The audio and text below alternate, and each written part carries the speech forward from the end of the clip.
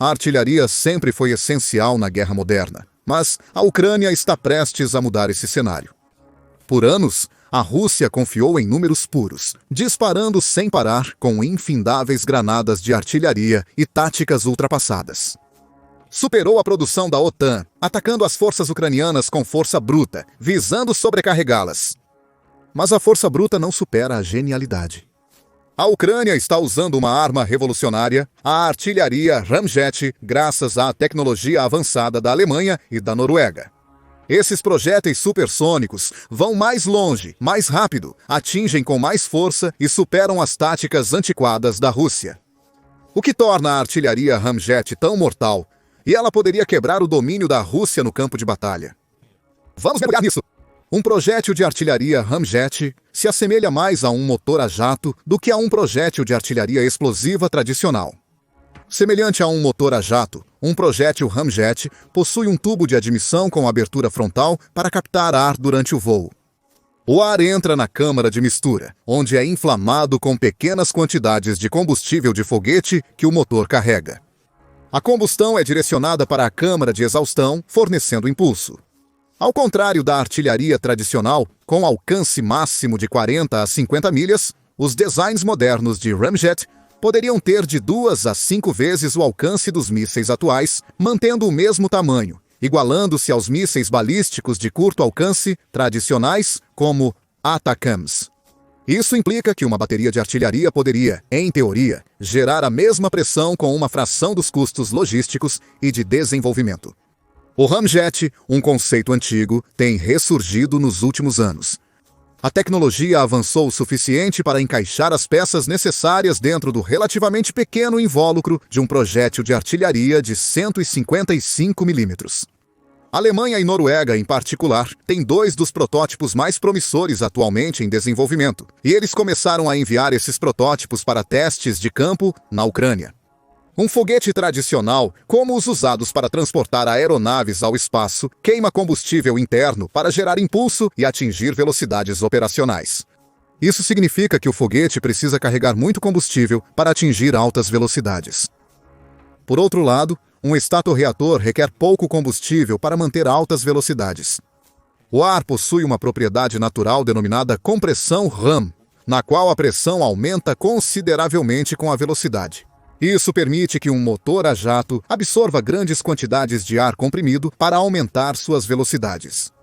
Além disso, os motores a jato têm uma desvantagem clara quando comparados a mísseis e foguetes convencionais. Eles não funcionam em baixas velocidades. A eficiência de um motor a jato depende da compressão do ar. Portanto, ele precisaria queimar combustível convencional em vez de ar para atingir as velocidades necessárias para a compressão Ram entrar em ação. Para o Ramjet, essas velocidades podem atingir Mach 2.5 a 3, que é cerca de 3 vezes a velocidade do som. Isso significa que os motores a jato tradicionais, como os usados em aeronaves, sofrem significativamente por precisarem acelerar toda a estrutura para velocidades onde se tornam realmente eficientes. É paradoxal, pois os motores a jato funcionam melhor em altas velocidades. Mas eles primeiro precisam atingir essas velocidades de alguma forma. Mas é por isso que o conceito funciona para a artilharia. A artilharia Ramjet praticamente evita o problema de aceleração inteiramente, já que a bateria de artilharia, ou seja, um canhão, é responsável pela entrega inicial. Um projétil Ramjet é disparado na velocidade necessária para o motor começar a funcionar perto de sua capacidade operacional total. Isso significa que, em teoria, um projétil de artilharia pode usar seu combustível interno e a entrada de ar para manter alta velocidade até atingir o alvo. A tecnologia que viabilizou os motores Ramjet já é usada em motores a jato convencionais há décadas. Apenas recentemente, os motores Ramjet puderam ser feitos relativamente pequenos, mas ainda sofriam da fraqueza de não poderem ser acelerados eficientemente. A artilharia experimental Ramjet mostra promessa. Reduzir o tamanho do motor Ramjet para caber dentro de um invólucro tradicional de 155 milímetros poderia transformar como a artilharia funciona e aumentar o alcance. Tradicionalmente, para aumentar o alcance de um projétil, havia poucas opções, como aumentar a velocidade do cano ou a velocidade na qual o projétil deixa a câmara de detonação. Para a artilharia tradicional, havia apenas uma certa velocidade que se podia imprimir no projétil, já que ele não tinha capacidades de autopropulsão. Com o tempo, o arrasto do ar e a gravidade fariam seu trabalho, desacelerando o projétil até atingir o solo. Para aumentar a velocidade de saída na artilharia tradicional, seria necessário usar um propelente mais potente ou um cano mais longo.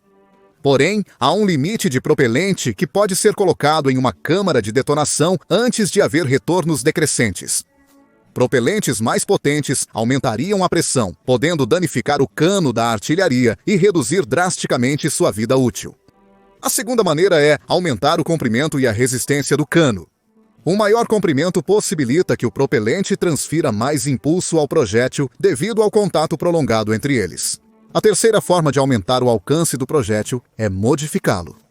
Isso é feito ajustando a aerodinâmica e incluindo sabotes, uma peça que se encaixa ao redor de um projétil para mantê-lo alinhado no centro do cano, para criar um perfil mais aerodinâmico que reduziria a quantidade de arrasto a que o projétil é submetido durante o voo. Alternativamente, projéteis com menor massa têm velocidades máximas maiores. No entanto, isso levou a uma série de compensações, pois os projéteis de artilharia dependiam de sua ogiva explosiva para causar danos. Além disso, os projéteis de artilharia modernos precisam de pontas feitas de metais pesados que podem penetrar os cascos blindados de veículos e bunkers, aumentando assim a velocidade do projétil. E, consequentemente, a distância acabaria diminuindo o potencial explosivo do projétil de artilharia, reduzindo sua eficácia geral. O projétil de artilharia ramjet resolve esse problema ao usar um motor a jato, adicionando um componente autopropulsor à munição. Os Estados Unidos da América já haviam testado projéteis de artilharia autopropulsados antes do desenvolvimento dos motores ramjet. A artilharia de Base Bleed teria um motor simples na parte traseira do projétil, queimando o propelente interno. Contudo, o resultado da melhoria não compensou o investimento. A capacidade autônoma adicionada não aumentou significativamente a velocidade do projétil, apenas reduziu a desaceleração causada pelo arrasto do ar. Além disso, adicionar o propelente prejudicou o rendimento explosivo do projétil, como ocorreria com uma ogiva mais leve. Por isso, um estator-reator com um motor a jato mais inteligente é crucial. A eficiência do motor significa que ele precisa de significativamente menos combustível para atingir ou manter velocidades mais altas. Ao abusar da qualidade inerente do ar para comprimir em altas velocidades, o motor a jato essencialmente alimenta sua própria velocidade. Além disso, conforme o motor queima combustível, ele fica mais leve, permitindo que contrarie parte da perda de velocidade causada pelo arrasto do ar e da gravidade durante o voo. O resultado é um alcance teórico de projéteis de artilharia ramjet de 100 milhas em experimentos mais recentes. Compare isso com o alcance tradicional de projéteis de artilharia, como os usados na guerra na Ucrânia, que normalmente é entre 20 e 40 milhas. Isso indica que a artilharia ramjet tem alcances próximos aos de mísseis convencionais, incluindo os ATACMS que a OTAN forneceu à Ucrânia recentemente. Mas há outra vantagem crucial dos ramjets sobre a velocidade da artilharia convencional. Quando um projétil de artilharia atinge seu alvo, ele transfere energia cinética proporcional à sua velocidade para o impacto.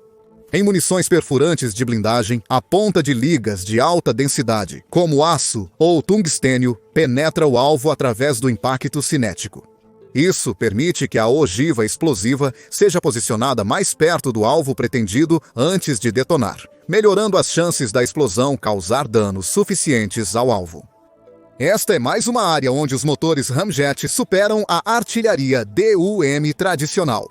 A velocidade de saída de um obus M700 e 77 de 155 mm é de cerca de 827 metros por segundo, aproximadamente Mach 2.5.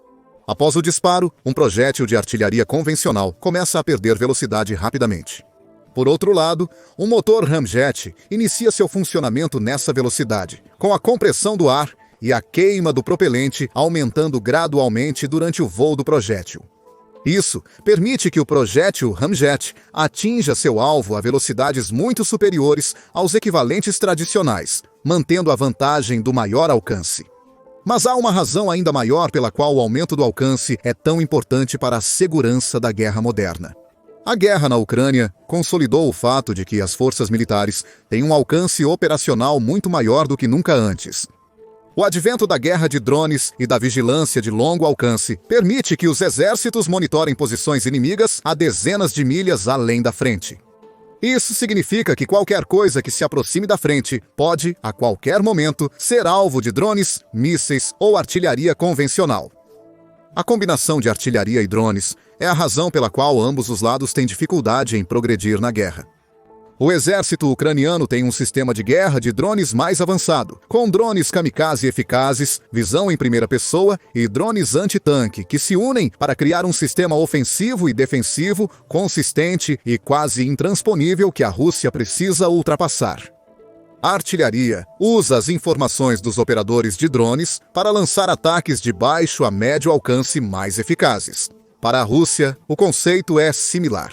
Devido ao seu grande número de artilharia, a Rússia pode se concentrar na quantidade em vez da qualidade, submetendo as forças ucranianas a bombardeios implacáveis para criar uma pressão constante.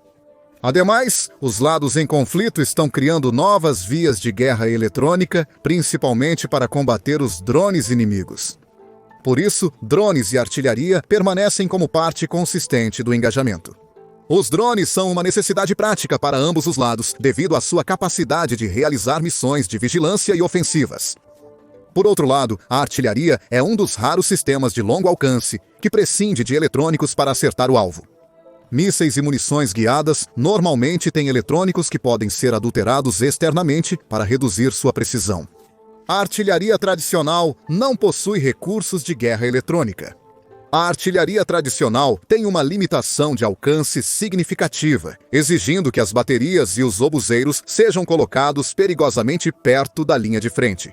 Mesmo com vantagem numérica, a artilharia russa pode ser eliminada por artilharia inimiga ou ataques de longo alcance guiados por vigilância de drones. Por outro lado, a artilharia ramjet pode ser implantada muito mais distante da frente. A artilharia é protegida por estar além do alcance da artilharia convencional e dos ataques de drones, mantendo seu poder como uma arma ofensiva eficaz.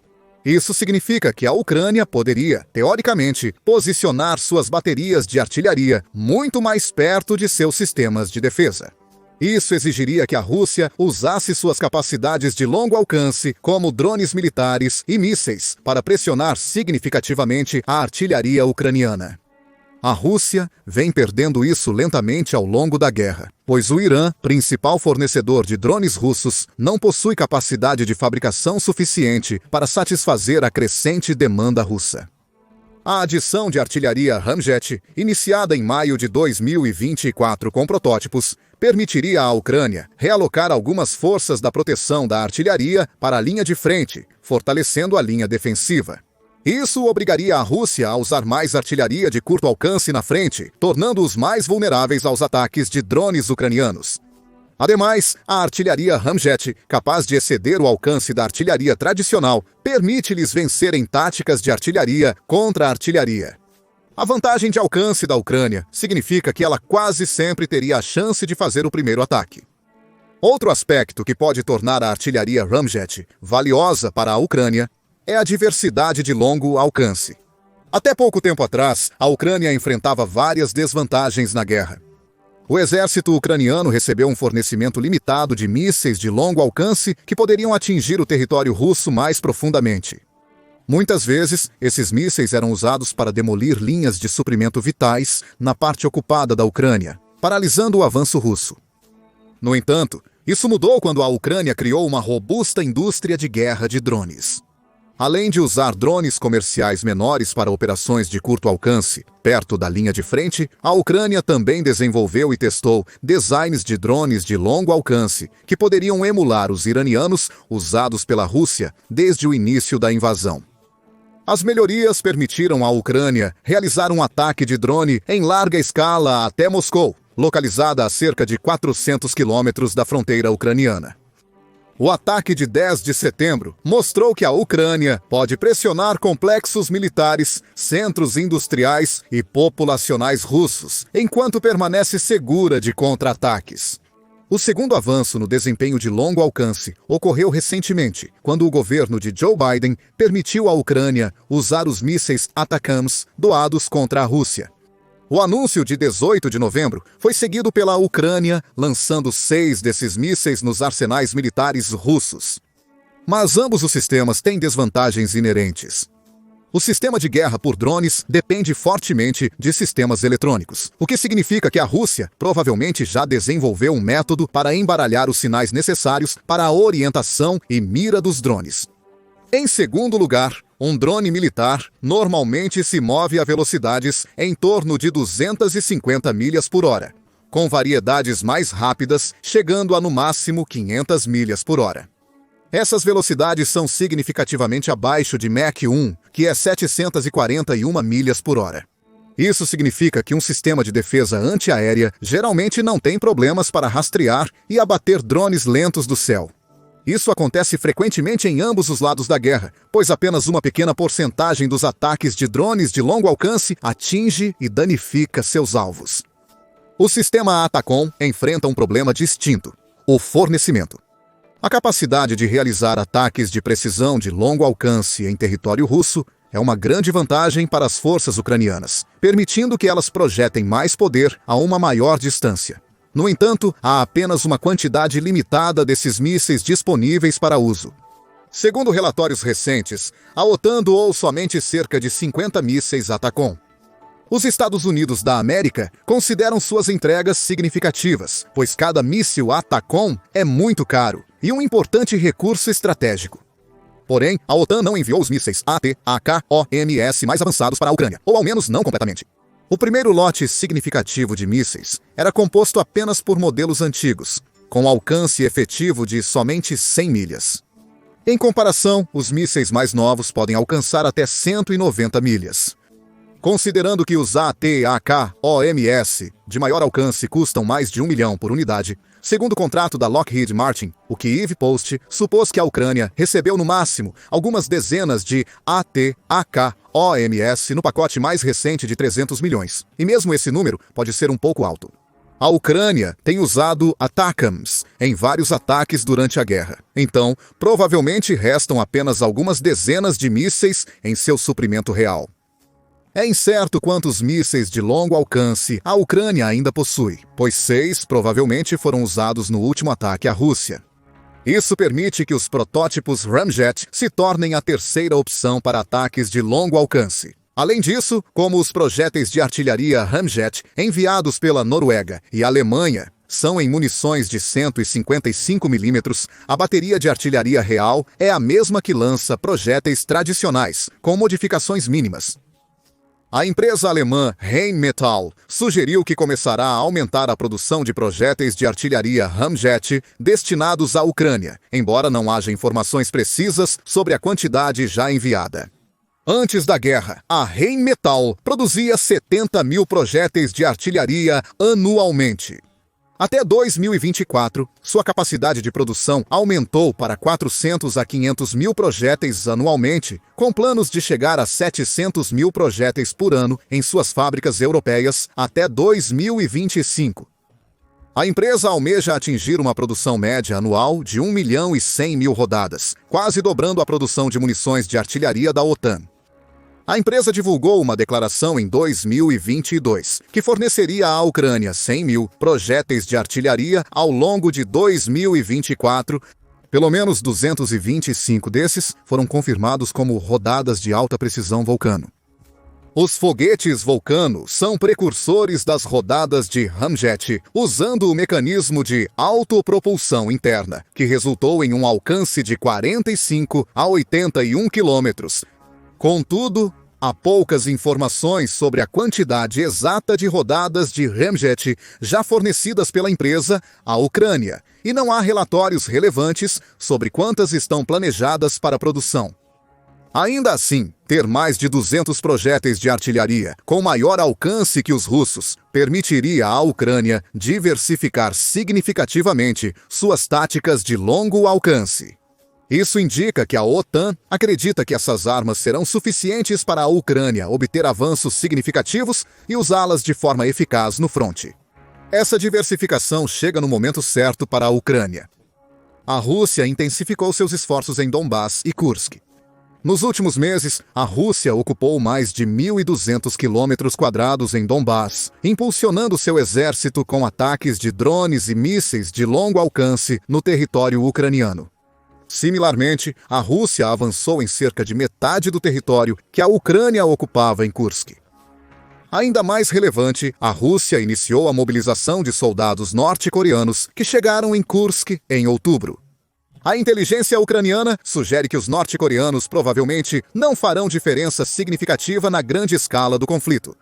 Isso acontece porque os norte-coreanos não têm o treinamento e o equipamento necessários para enfrentar as táticas modernas com drones predominantes em Kursk. A Ucrânia afirma que a taxa de baixas para as tropas norte-coreanas pode chegar a 90%, o que significa que dos cerca de 11.000 soldados confirmados em Kursk, apenas pouco mais de 1.000 devem sobreviver à guerra. Mesmo assim, esses 11.000 soldados são corpos que o exército ucraniano precisa enfrentar para repelir com êxito a contra-ofensiva russa em Kursk, estimada em cerca de 50.000 tropas em certo momento. Isso possivelmente justificará a Rússia desviar mais tropas para a linha de frente em Donbás. De fato, os norte-coreanos são uma distração da real linha de frente na Ucrânia, mas o exército ucraniano não pode ignorá-la. Mas a Ucrânia está enfrentando ainda outro problema, talvez até mais importante: a mudança da administração dos Estados Unidos da América. Com o retorno do presidente Donald Trump à Casa Branca, há uma possível mudança nas políticas externas da administração dos Estados Unidos da América em relação ao conflito. No primeiro mandato, Trump tinha uma visão mais positiva da Rússia e Coreia do Norte que o Ocidente, sendo o primeiro presidente dos Estados Unidos da América a visitar a Coreia do Norte.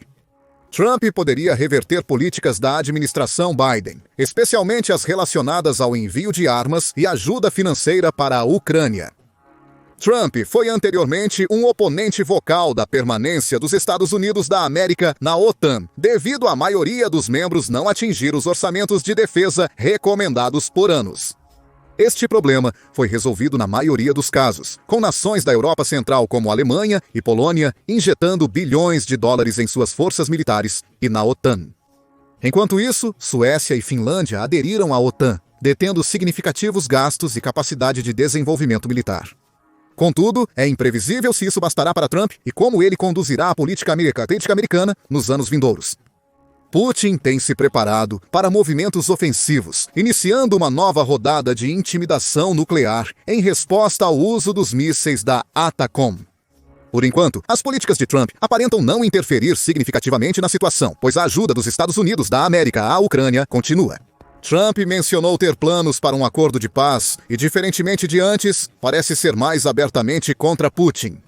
Ele observou que a guerra nunca deveria ter acontecido e que poderia tê-la terminado em poucos dias em 2022 se estivesse no cargo. Contudo, é incerto se os planos de Trump beneficiarão a Ucrânia. A capacidade de longo alcance que a Ucrânia vem desenvolvendo, doada pela Noruega e Alemanha, pode proporcionar alívio no curto prazo. Isso permitiria à Ucrânia provar que ainda pode oferecer uma oposição significativa à ofensiva da Rússia, o que poderia ganhar alguns pontos de negociação com Trump. Porém, independente do avanço da guerra na Ucrânia, existem poucas indicações de que ela chegará ao fim em 2025. A adição de novas capacidades de artilharia pode mudar significativamente as estratégias militares globais. A nova artilharia Ramjet, se adotada, pode tornar sistemas inteiros obsoletos e, mais uma vez, mostrar o quão à frente a OTAN está de seus oponentes geopolíticos.